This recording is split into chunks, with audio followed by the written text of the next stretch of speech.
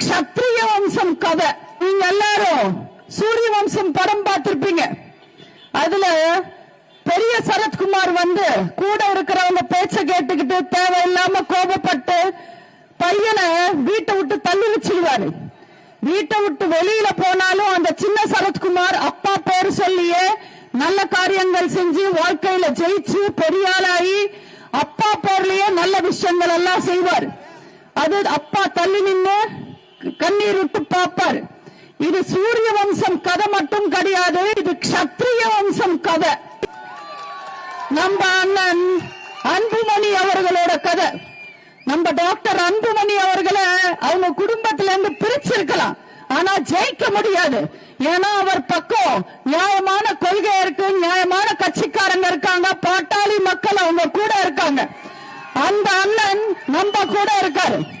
நம்ம கூட ரொம்ப நல்ல கூட்டணி இருக்கு. நம்ம நிச்சயமா ஜெயிப்போம்.